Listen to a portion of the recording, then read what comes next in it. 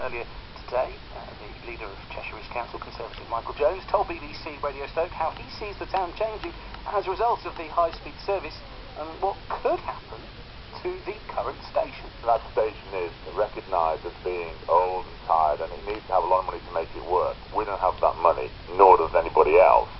So the entrance of the station, the new entrance, would remain as a key central point, with a Mackham Way being a central connecting point into it. So we'll retain a large part of it.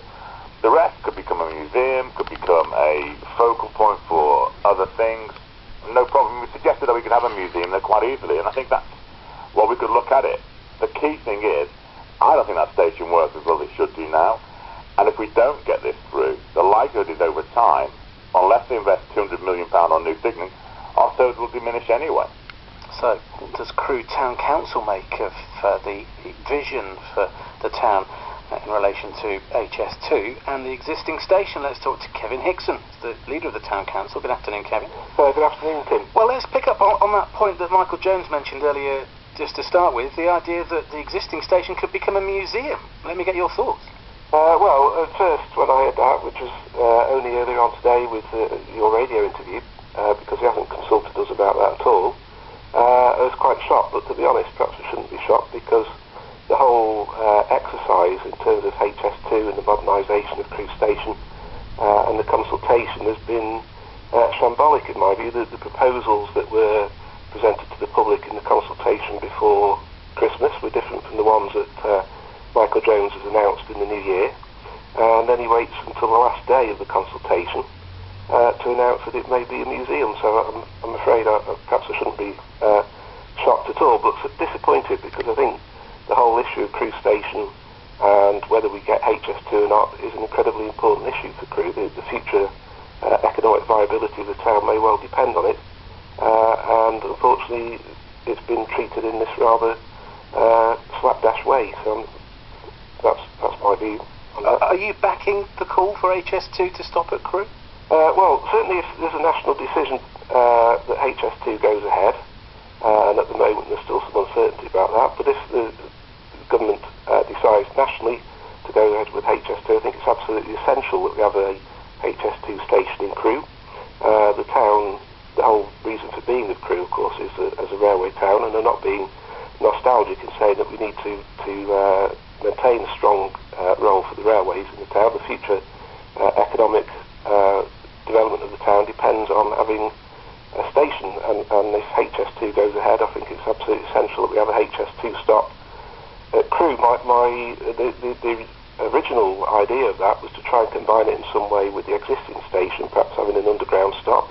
If that's not feasible for financial or engineering reasons, then I think we should have a HS2 stop as near as possible to the existing Crewe station. But I think it's essential as well for the town that the existing station continues to operate in its current location. It's got 360-degree connectivity. You can get trains to pretty much all over the country from Crewe.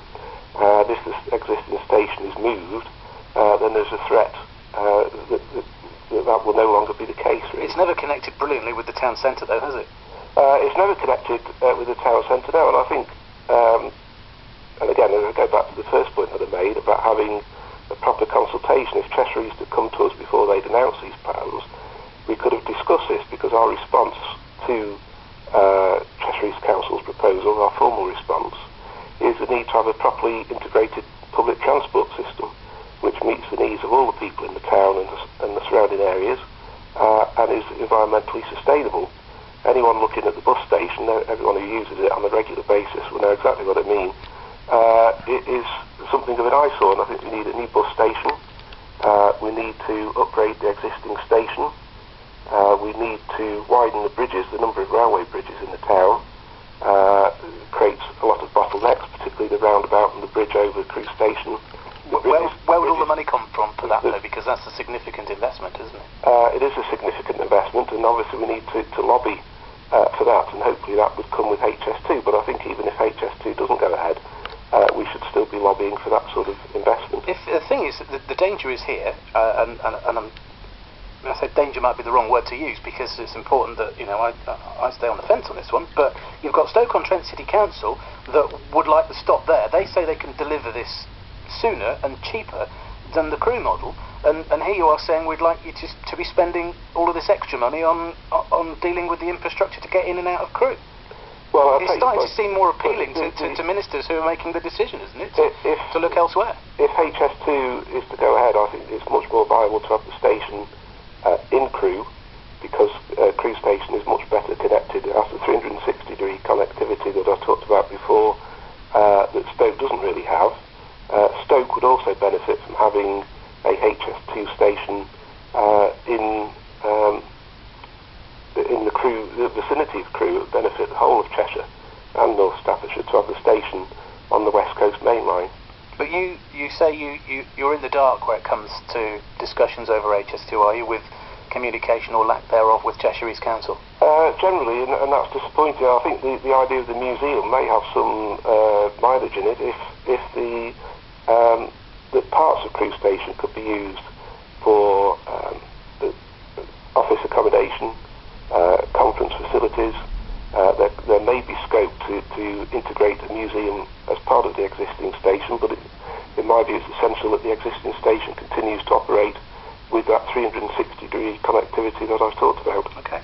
For now, thanks for your time, Kevin Hickson, who's the leader of Crewe Town Council, with his thoughts on some of the earlier suggestions from the leader of Cheshire East Council, Michael Jones, who was talking earlier on BBC Radio Stoke at breakfast time, in fact, and you can listen again to that interview at bbc.co.uk/Radio